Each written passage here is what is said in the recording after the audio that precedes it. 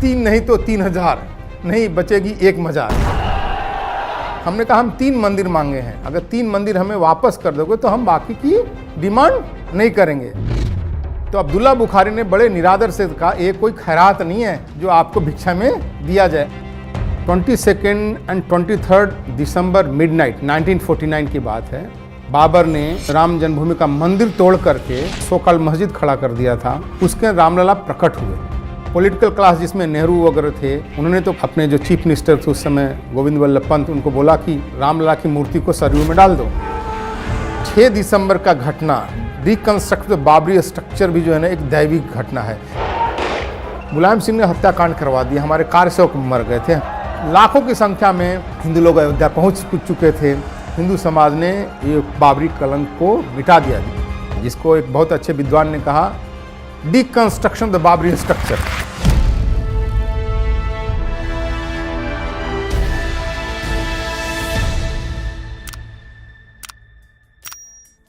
And 23 December midnight 1949 की बात है।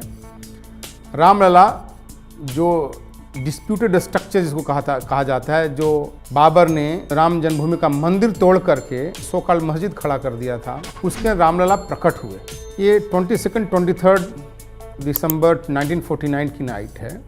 उस समय वहाँ जो पुलिस ऑफिसर थे, सिटी मजिस्ट्रेट गुरुदत्ता सिंह, जो उस समय IAS कलेक्टर के नायर थे, उन लोगों ने जब ये सारा देखा, लोग भक्त आके पूजा पाठ करने लगे, तो उनको शांति व्यवस्था स्थापित करना था। उन्होंने ऑर्डर दे दिया कि एज इट इज़ जो मेंटेन हो। पॉलिटिकल क्लास जिसमें नेहरू वगैरह थे, उन्होंने तो कहा जाता है कि उन्होंने अपने जो चीफ मिनिस्टर थे उस समय गोविंद वल्लभ पंत, उनको बोला कि ये रामलला की मूर्ति को सरयू में डाल दो। तो स्वतंत्रता के बाद जैसा भी हमारे देश के पॉलिटिकल क्लास ने हिंदू समाज को, यहाँ की धर्म संस्कृति परंपरा को दबाना चाहा और उसको समूल नष्ट करने की बात की, उस समय में राम जन्मभूमि, भगवान राम जिसको कहते हैं, भगवान राम का नाम जो है ना राम जन्मभूमि के रूप में खड़ा हुआ है हिंदू समाज का उद्धार करने के लिए। उसके पहले 1949 से पहले मैं समझता हूँ, जैसा रिकॉर्ड बोलता है, 76 टाइम हमारे लोग पूर्वज लड़े, मरे, बलिदान हुए, है ना, से राम जन्मभूमि को लेकर के। आप देखिए उस बीच में 76 टाइम हमारे लोग लड़े, हर लोग लड़े। यानी यहाँ तक में गुरु गोविंद सिंह के सिखों ने भी आके वहाँ लड़ाई लड़ी। कुछ जगह के तो आसपास के राजपूत लोग जो अपने आप को भगवान राम के वंशज मानते हैं, वो लोग जूता नहीं पहनते थे कि जब तक संकल्प लिया कि जब तक वहाँ राम जन्मभूमि नहीं बनेगा हम जूता नहीं पहनेंगे। मुजफ्फरनगर जो यूपी में एक शहर है, जिसको हम लोग तो मुजफ्फरनगर नहीं कहते, हम लोग लक्ष्मी नगर कहते हैं। वहाँ पर हिंदू जागरण मंच का सम्मेलन हो रहा था। उस समय सीनियर ऑफिस बियर थे राजेंद्र सिंह जी, जो रज्जू भैया के नाम से कहते हैं, राष्ट्रीय स्वयंसेवक संघ के प्रचारक, जो बाद में सरसंघ चालक बने। वहाँ दाऊदयाल खन्ना थे। दाऊदयाल खन्ना जी उत्तर प्रदेश में 5 बार मुरादाबाद से MLA रह चुके थे कांग्रेस के, और स्वास्थ्य मंत्री भी थे। गुलजारीलाल नंदा जी भी उपस्थित थे, जो 2 बार अंतरिम प्रधानमंत्री भी रह चुके थे, होम मिनिस्टर थे। अशोक सिंघल ये अभी यंग ऑफिस बियर विश्व हिंदू परिषद में, राष्ट्रीय स्वयंसेवक संघ से विश्व हिंदू परिषद में आए थे, ज्वाइंट जनरल सेक्रेटरी के रूप में लोग थे। वहाँ पर दाऊदयाल खन्ना जी ने सबसे पहले घोषणा की कि भाई हिंदुओं को राम जन्मभूमि, काशी और मथुरा, ये तीनों जो हमारे आराध्य देवताओं के मंदिर हैं, उनको मुक्त कराना चाहिए। उस समय एक नारा चलता था, 3 नहीं तो 3000, नहीं बचेगी एक मजार, है ना। हमने कहा हम 3 मंदिर मांगे हैं, अगर 3 मंदिर हमें वापस कर दोगे तो हम बाकी की डिमांड नहीं करेंगे। तो अब्दुल्ला बुखारी जो थे उस समय जामा मस्जिद के इमाम थे, तो अब्दुल्ला बुखारी ने बड़े निरादर से कहा, ये कोई खैरात नहीं है जो आपको भिक्षा में दिया जाए। और बाकी वो सारा जो कम्युनिस्ट, जो मार्क्सिस्ट, जो हिस्टोरियन थे, उन लोगों ने बैठ करके प्रोपेगेंडा किया। अली मियां जैसे जो लोग जो देने के पक्ष में, वो सबको रोक दिया। फिर आंदोलन उसी समय क्या है, भगवान की देखिए इच्छा होती है। पीर बहादुर सिंह जी यूपी के चीफ मिनिस्टर थे उस समय। कोर्ट में पांडे जी जज थे, उन्होंने सरकार से पूछा आपने ताला क्यों लगाया है। उन्होंने ताला खोलने का ऑर्डर दे दिया। ताला खोलने का ऑर्डर हो गया तो हिंदू समाज की पहली बहुत बड़ी विजय। ताला खुल गया, जो रामलला की मंदिर और मूर्ति या स्थान ताले में बंद था और खुल गया, लोग दर्शन करने के लिए जाने लगे। और आंदोलन की शुरुआत हो गई। अब सबसे बड़ा चीज़ उन्होंने कहा कि राम जन्मभूमि अगर बनना है तो भाई पूरे हिंदू समाज का पार्टिसिपेशन होना चाहिए। शिला पूजन का कार्यक्रम किया। लगभग 2,25,000 गाँव में श्री राम लिख करके शिलाएँ भेजी गईं। गांव में लोगों ने पूजित करके वो शिलाएँ अयोध्या में भेजी। आप सोच सकते हो इतना बड़ा मैसिव जागरण था हिंदू समाज का, और दुनिया भर के लोगों ने अपने स्वतः स्फूर्त जो है ना जगह जगह शिलाएँ पत्थर पूज करके अयोध्या भेजे। उस समय के बाद में तो हिंदूवादी बन गए, नेशनलिस्ट थे। किरीलाल जैन टाइम्स ऑफ इंडिया के एडिटर थे, उन्होंने लिखा it is a stroke of A genius, कि जिसने भी ये शिला पूजन कार्यक्रम बनाया वो जीनियस आदमी है, कि उसने एक छोटे से ईंट से पूरे हिंदू समाज में जागरण पैदा कर दिया। शिला पूजन हुआ, लेकिन राजीव गांधी जी ने शिला पूजन रुकवा दिया।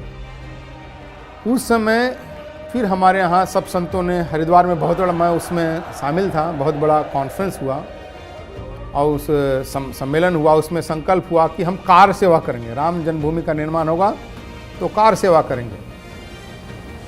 कार सेवा के लिए ऐसा निर्णय हुआ कि हिंदू समाज में जागरण करने के लिए अयोध्या से अरणि मंथन करके ज्योति जलाई जाएगी। उस ज्योति को पूरे भारत भर में भेजा जाएगा और वो ज्योतियों को लेकर के रथ यात्रा फिर शुरू होगी और कार से वो मोबिलाइज होंगे और अयोध्या में हम लोग राम जन्मभूमि का निर्माण करने के लिए जाएंगे। श्री राम ज्योति यात्रा भी अपने आप में अद्भुत जन जागरण करने वाला सफल आयोजन सिद्ध हुआ। और उस समय मुलायम सिंह और लालू यादव ने और बीपी सिंह, इन लोगों ने इस आंदोलन को दबाने का बहुत प्रयास किया। आपको यहाँ एक और चीज़ बता दूँ, हमारे साधु संतों ने बीपी सिंह जी को 4 महीने का समय भी दिया, भी 4 महीने में इस समस्या का हल कर लोगे तो अच्छी बात है। तो इन्होंने हल निकाला नहीं। उस समय इस आंदोलन को दबाने के लिए, हिंदू समाज में बांटने के लिए उन्होंने मंडल कमीशन शुरू कर दिया, लेकिन भगवान राम के सामने तो मंडल भी उड़ गया।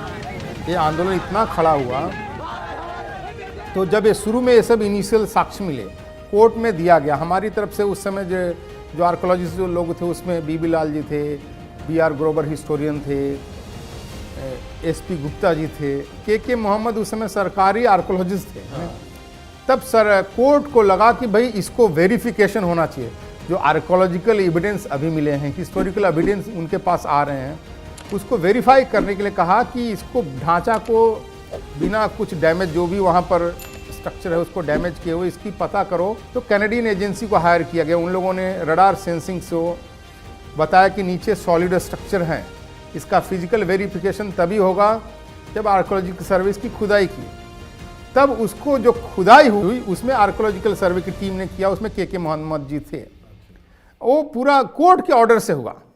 कोर्ट के ऑर्डर से उसका खुदाई हुई, उसकी सारे एविडेंस, साक्ष्य, रिपोर्ट बने, ये कोर्ट में दिया गया। तब मुस्लिम पक्ष ने कहा कि इसको नहीं मानना चाहिए। अब इसके लेकर हिंदू समाज में बड़ा आक्रोश था। फिर आंदोलन चला सरकार, तब तक चुनाव हो गया, बीपी सिंह का सरकार आ गई। इधर मुलायम सिंह यूपी में और लालू यादव उधर चीफ मिनिस्टर बन गए बिहार में। मैं प्रयागराज नैनी जेल में बंद था, वहाँ कल्याण सिंह जी भी हमारे साथ उसी जेल में थे। वहाँ से निकल के हज़ारों की संख्या में हम लोग कार से हो अयोध्या जा रहे हैं। हमारे ट्रेन की बॉगी में कुछ मुसलमान थे भी थे। कई लोगों ने सब हमारे लोगों ने मार दिए, मुसलमानों को ट्रेन से निकाल के बाहर फेंक दो, है ना। आप सोचो कितना गुस्सा है। कई लोगों ने कहा अरे भाई इनको क्यों मार रहे हैं, इन्होंने तो कुछ किया नहीं।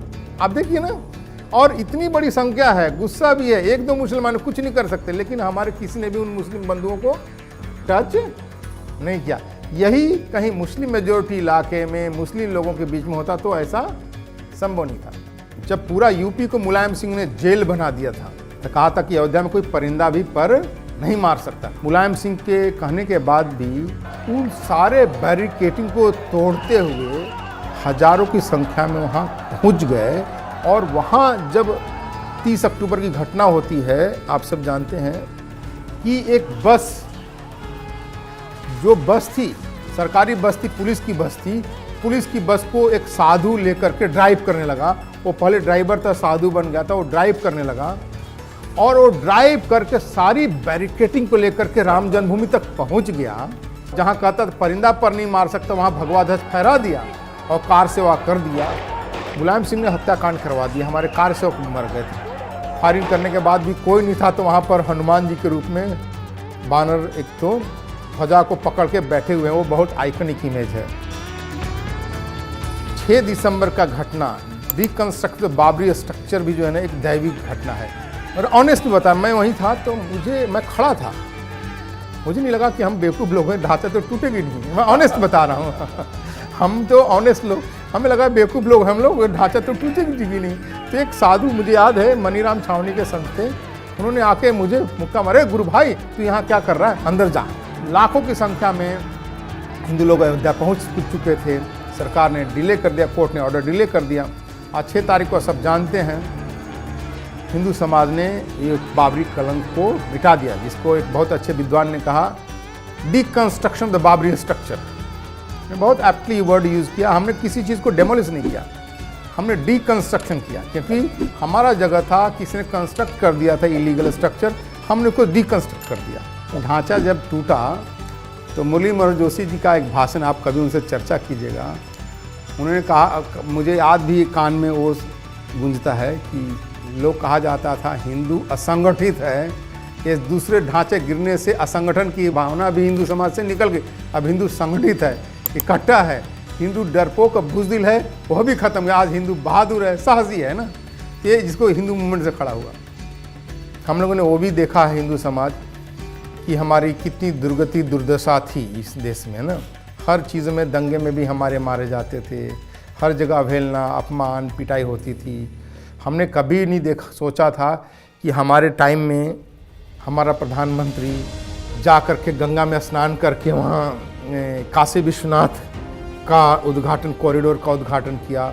वैसे ही शिला पूजन हमने अपने नहीं सोचा था कि कोई प्रधानमंत्री जाके भूमि पूजन करेगा। हम सोचते थे कि ये तो हम संकल्पित थे कि हम मंदिर बनाएंगे, लेकिन हमें ये विश्वास नहीं था कि कोई हमारा प्रधानमंत्री जाकर के वहाँ भूमि पूजन करेगा।